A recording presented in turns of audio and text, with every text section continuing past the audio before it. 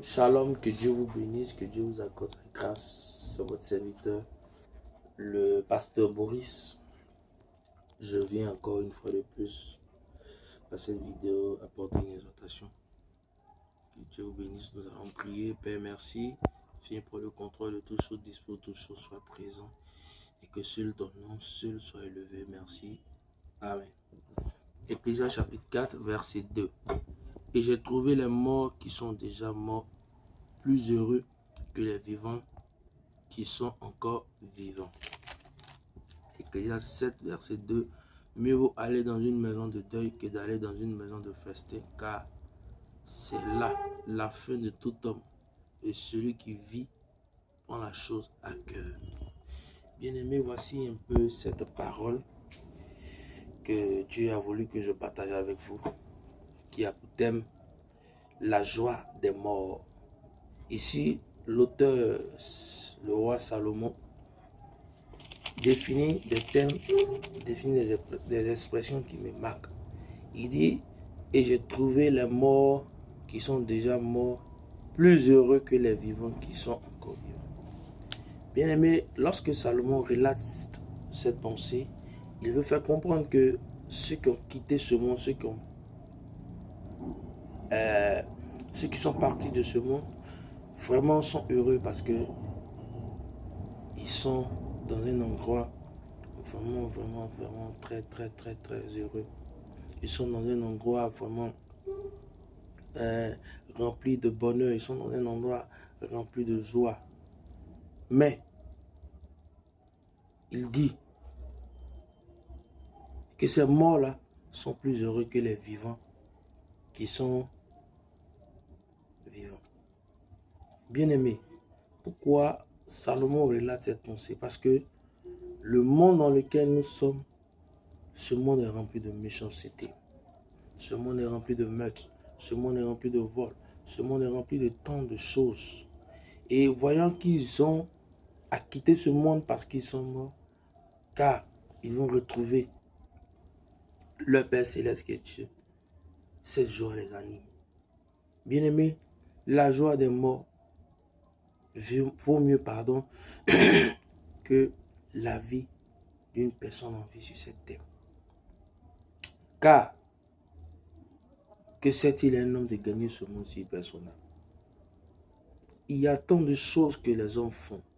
Il y a tant de choses que les gens produisent. Il y a tant de choses que les gens accomplissent. Il y a tant de choses que les gens réalisent pour pouvoir faire du mal à leur prochain.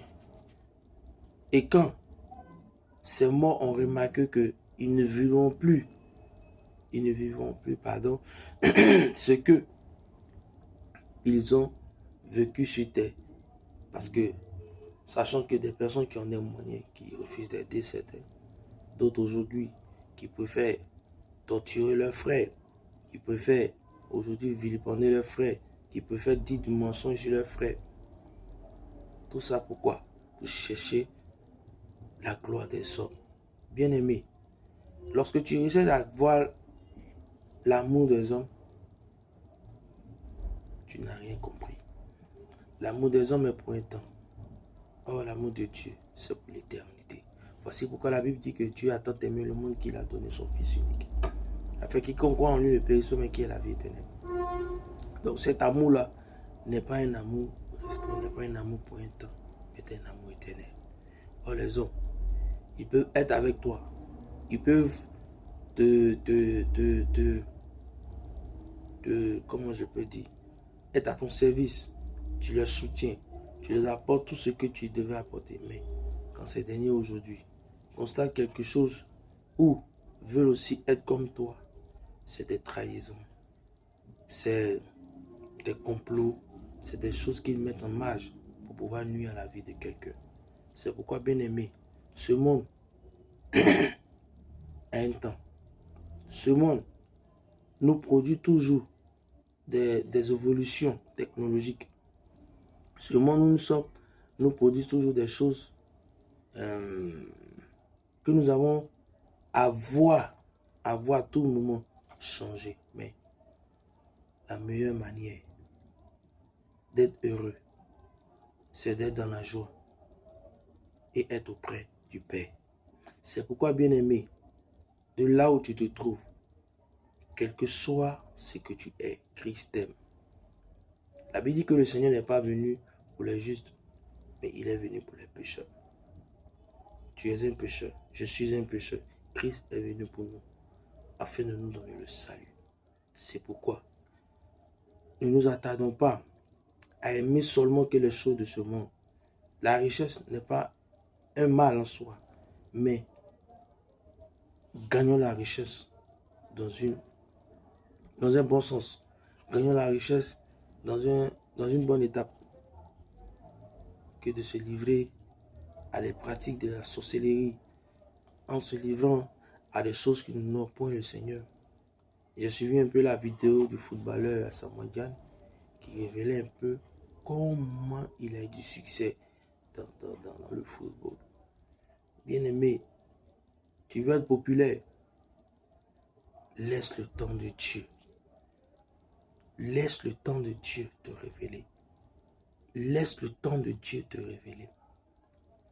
La popularité a toujours derrière des conséquences, soit promptes ou soit négatives. C'est-à-dire, tu peux être populaire dans un sens où Dieu t'a révélé aux yeux de l'humanité. Mais si toi-même, par ton propre gré, tu désires être populaire, il y a des pratiques que certaines personnes te diront de faire. C'est pourquoi, bien-aimé, ne nous attardons pas à aimer les choses de ce monde. Parce que les morts ont trouvé que ce monde-là, il y a tant de choses. Il y a beaucoup de choses qui se produisent. Et ils sont heureux d'être aujourd'hui auprès de leur Père. Donc, bien-aimé, la joie des morts doit être pour toi, en tant que chrétien, une prise de conscience. Si ces morts aujourd'hui sont heureux, si ces morts aujourd'hui éprouvent en eux vraiment un sentiment de joie, parce qu'ils ont compris que la meilleure manière d'être heureux, ce n'est pas seulement se marier. La meilleure manière d'être heureux, ce n'est pas seulement travailler. La meilleure manière d'être heureux, ce n'est pas avoir des villas seulement. Ce n'est pas avoir une voiture. Mais la meilleure manière d'être heureux, c'est d'être un jour près de ce Père qui est Jésus-Christ de Nazareth. Donc, bien aimé, voici un peu cette exhortation que j'aimerais partager avec toi. Que Dieu te bénisse et qu'il donne à chacun de nous vraiment la force de demeurer avec lui. Amen.